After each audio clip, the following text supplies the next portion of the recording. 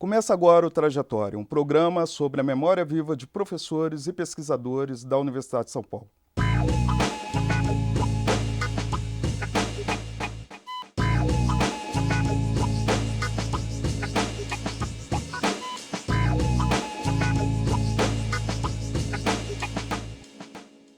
Ele nasceu Kabengele Crispin, mas por questões político-identitárias trocou de nome. É uma das grandes referências no estudo do racismo e do movimento negro no Brasil. Nascido na atual República Democrática do Congo, passou pela experiência colonial e depois pela ditadura em seu país de origem. Intelectual engajado, ele tem um olho na universidade e o outro no movimento negro. O entrevistado do Trajetória de hoje é Kabengele Munanga, professor de Antropologia da Faculdade de Filosofia, Letras e Ciências Humanas da USP. Professor, é um grande prazer tê-lo aqui conosco. Prazer é meu, professor Alexim. Pois é, professor, o senhor é um dos grandes pesquisadores de etnia no Brasil.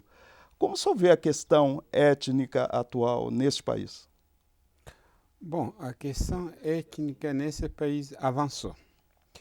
Avançou bastante porque o Brasil oficial reconhece hoje que é um país que nasceu do encontro das culturas e das civilizações. No entanto, um país que, por excelência, é um país de diversidade. E isso se concretiza exatamente pela Lei 10.639, que foi promulgada pelo Presidente da República em 2003, que torna obrigatório o ensino da história da África e do negro no Brasil na escola brasileira. Pois é, por exemplo, é um país negro na sua essência, né? O Brasil é o segundo país mais negro do mundo, o primeiro seria a Nigéria, marcado aí pela diversidade. Sim. No entanto, nos meios de comunicação, na televisão, por exemplo, vemos tão poucos indivíduos negros fazendo apresentações ou trabalhando frente às câmeras. E é colocada a lei de obrigatoriedade do ensino da África. Como o senhor acha que essa lei, que obriga as escolas, né, ensino fundamental e ensino médio, a implantarem o ensino da África num país em que a questão racial quase sempre foi varrida para debaixo do tapete? Justamente essa lei é uma lei que tem a ver com a luta contra o racismo brasileiro. A partir do momento que nosso modelo racista prega uma única identidade, que seria a identidade mestiça, né, ignorante as raízes formadoras do Brasil, essa lei, ao impor o ensino da diversidade, é, numa certa medida, uma luta contra o racismo, uma maneira de dizer, olha, somos uma sociedade plural, diversa, apesar de constituir um único povo, um povo brasileiro, mas nossa formação étnica ela é diversa.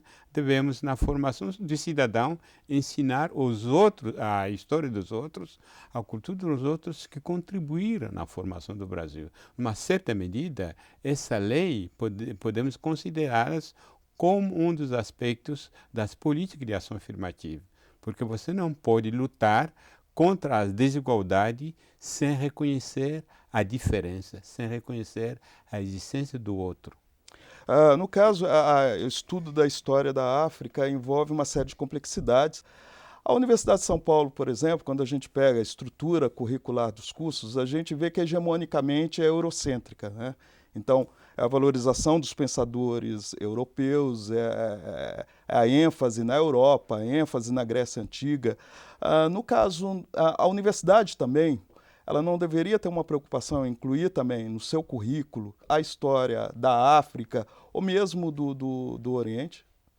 Bom, a primeira coisa que a universidade tentou fazer é contratar professores da história da África que não existia na Universidade de São Paulo. Porque a partir do momento que você não tem historiador da África, não tem especialista da África, não há como você ensinar essa África na universidade sem ter pessoas formadas e responsáveis, né, que se responsabilizem pela formação dos outros. Então, nós temos já na Universidade de São Paulo, no Departamento de História, 3 professores que só ensinam a história da África, que foram contratados com esse objetivo, para poder, digamos, contemplar a demanda da sociedade, de que devemos ensinar a África. É claro, é ainda tímido, porque no Centro de Estudos Africanos, que é o centro de pesquisa da Universidade de São Paulo, há 10 anos que nós introduzimos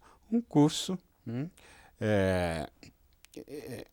2 módulos. O primeiro módulo sobre o aspecto da história e da cultura da África, o segundo módulo sobre o aspecto da história e da cultura do negro no Brasil, no processo de formação dos educadores, que vão poder ser responsabilizados pelo espírito da lei 10.639.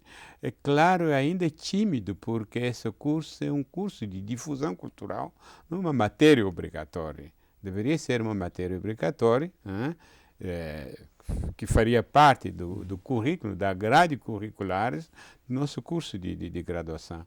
Houve uma proposta nesse sentido, e até me lembro, 2 anos atrás, a reitoria reuniu alguns pesquisadores, professores da história, da educação, da ECA, de ciências sociais, para implantar essa disciplina obrigatória, mas infelizmente ainda não aconteceu.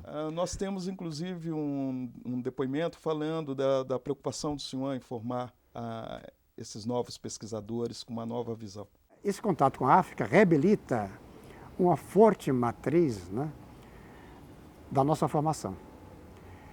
O professor Kabengele, dezenas de intelectuais e pesquisadores e centenas de estudantes africanos tiveram a oportunidade de vir ao Brasil e trazer a sua experiência.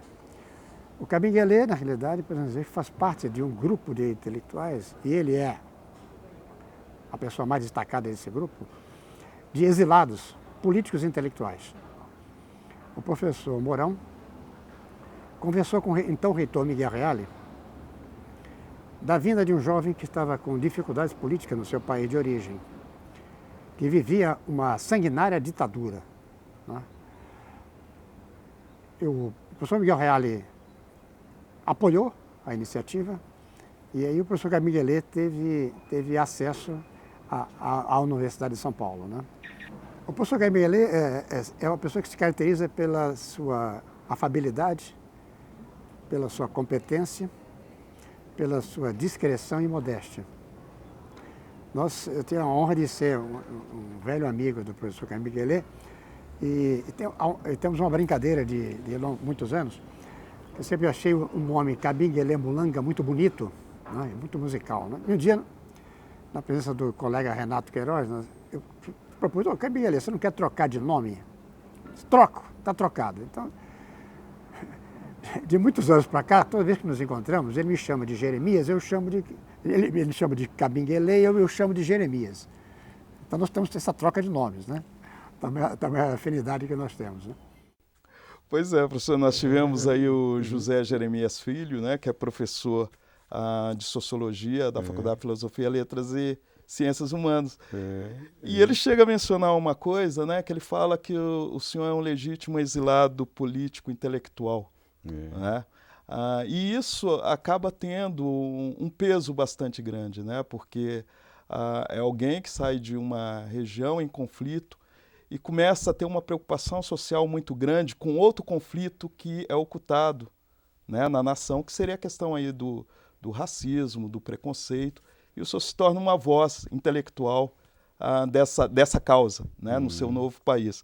Como é que o senhor vê essa mudança, né?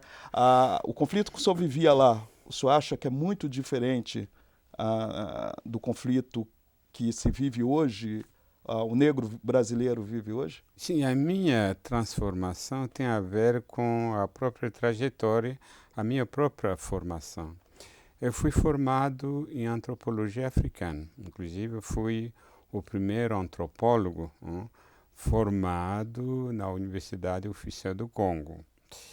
E, como pesquisador, minha carreira era estudar, pesquisar as culturas africanas, mas por causa das dificuldades políticas, né, que me obrigaram a me autoexilar e viver no Brasil, diz, bom, eu não vou continuar a repetir a África livresca, né, com base nas pesquisas que os europeus estão fazendo, porque não tem mais dificuldade de voltar para o campo.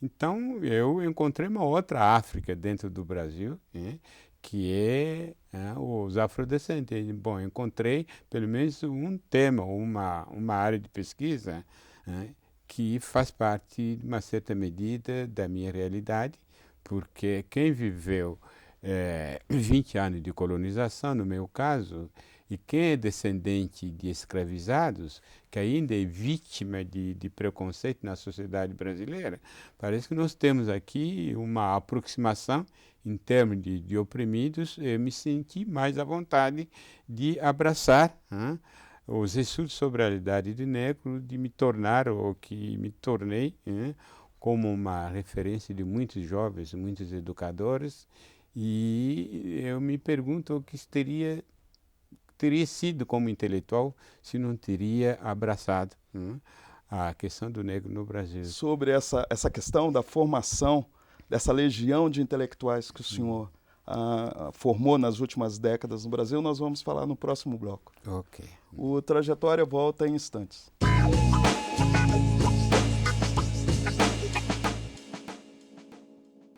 Estamos de volta com Trajetória, hoje entrevistando o professor Kamegele Munanga, que é da Faculdade de Filosofia, Letras e Ciências Humanas aqui da USP. Pois é, professor, nós estávamos falando no bloco anterior justamente da necessidade de se formar, né, pesquisadores e pensadores. E na trajetória do senhor, que sai de um país em conflito, e vem para o Brasil e, de repente, traz toda uma preocupação com a questão étnica no Brasil, que não deixa de ser uma guerra civil oculta, né, que se coloca na realidade brasileira. E o senhor, nessas décadas todas, formou uma série de pesquisadores e pensadores que vêm discutindo a questão étnica. Como é que o senhor vê o avanço dessas pesquisas na atualidade em uma sociedade que ainda faz questão de negar o racismo? Aí que está a própria contribuição da USP. Se eu não tivesse feito meu curso de pós-graduação, doutorado na Universidade de São Paulo, talvez não teria a consciência que eu tenho hoje sobre a questão do negro. Essa consciência tem a ver com meus mestres que eu tive nessa universidade, o professor João Batista Borges Pereira, que foi meu orientador de doutorados, que era um dos especialistas da questão do negro, através dos cursos dele, que eu tomei conhecimento, comecei a partir dessa formação a perceber as contradições dentro da própria sociedade, apesar do chamado mito de democracia racial.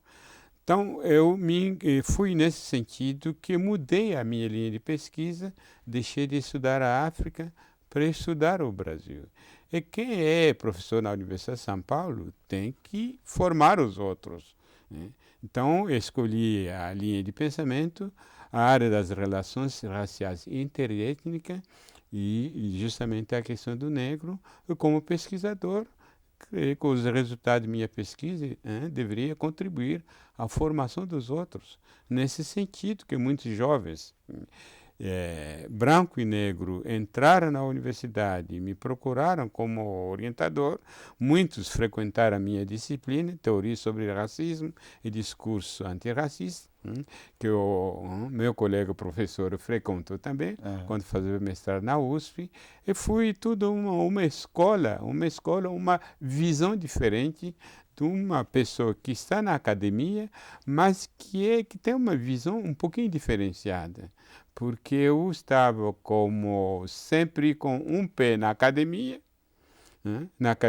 para entender a linguagem da academia, para absorver os conceitos, as teorias, o outro pé na realidade social, no movimento negro, para aprender com as próprias vítimas. Como costumo dizer, que meu trabalho foi como uma dança de valsa.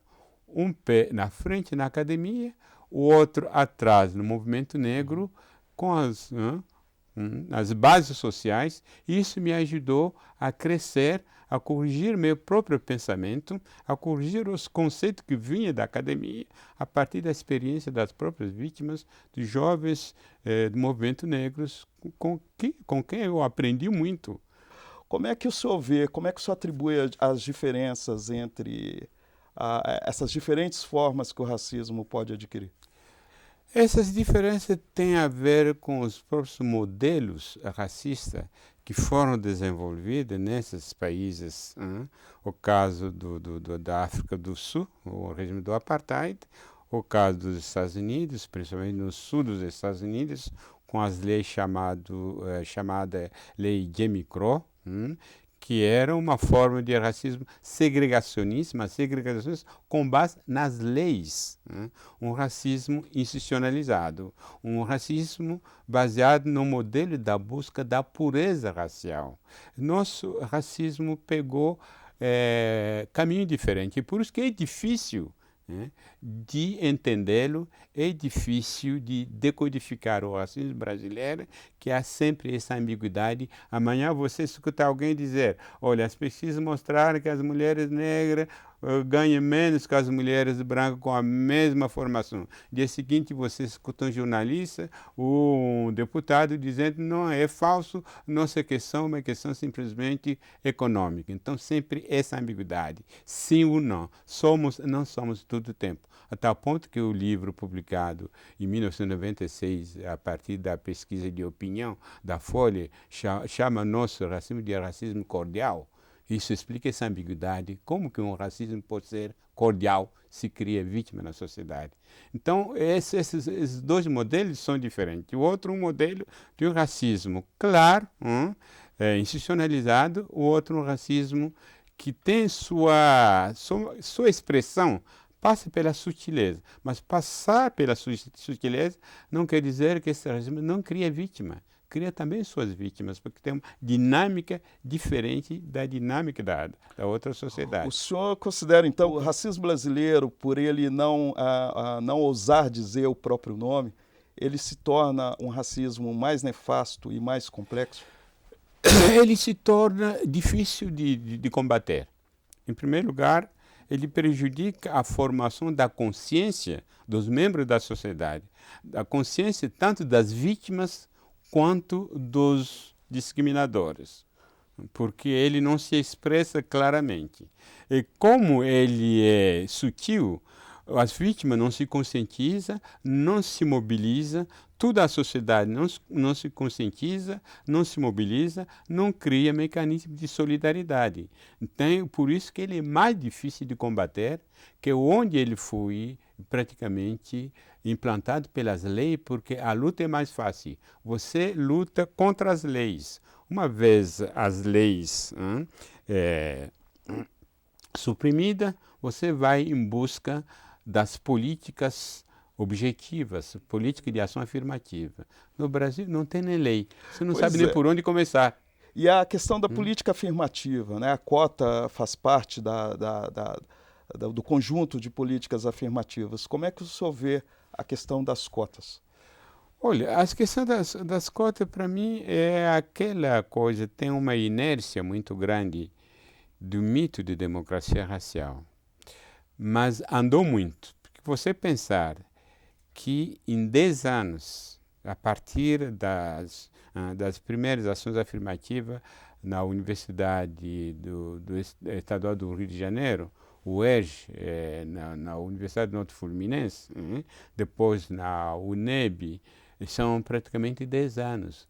Em 10 anos você tem cerca de 80 universidades públicas que entraram na modalidade, com modalidade diferente das cotas. Mesmo a nossa universidade, que não tem cotas, mas que tem um CLUSP, um CLUSP é resultado da política das cotas. Mas aí o CLUSP envolve a questão Não inclui a questão racial, simplesmente a questão social. Mas se não tivesse debate sobre cota, se não tivesse pressão social, você acha que a USP ia ter em CLUSP? Tudo isso, de uma maneira ou de outra, é resultado das políticas de ação afirmativa. Como o senhor atribui a USP ainda a nem discutir a questão de cotas dentro da universidade? Eu acho que é uma questão política, porque a USP foi até, nessa universidade, que era a Escola de Sociologia de São Paulo, nessa universidade, Florestan Fernandes foi um dos primeiros a mostrar que a democracia racial é um mito. Nessa universidade, o Roger Bastide trabalhou sobre o projeto da Unesco, que desmistificou a democracia racial. Essa universidade teria sido a vanguarda de todas as universidades. Nessa universidade, em 1995, no aniversário dos 300 anos do Zumbi dos Palmares, a reitoria criou uma comissão de política pública para a questão do negro. Fizemos um trabalho de 1 ano sob a presidência do ex-reitor Jacques Markovits, para fazer um diagnóstico de todos os problemas do negro na sociedade, na educação, nas mídias, no emprego, e um diagnóstico com proposta de mudança para a USP e para a sociedade. Mas quando chegou a hora de discutir política de cota, a USP fugiu da questão. Assumiu simplesmente a questão social. O discurso é o quê? É o mérito e a excelência. É isso o discurso que a USP... E acharam que as cotas, as políticas de inclusão social com os bônus, beneficiaria os negros, tendo em vista que entre os pobres, os negros são os mais pobres. Mas nós vamos ver. As pesquisas daqui 10, 15 anos vão poder mostrar se realmente o projeto incluso da USP deu o benefício que se esperava. Claro, os jovens brasileiros das escolas públicas estão entrando na USP. Mas será que entre esses jovens os negros estão entrando na mesma proporção? É aí que está a questão. Essa pergunta que o senhor fez, o senhor vai responder, nós vamos abordar no próximo bloco. Sim, okay. O Trajetória volta em instantes.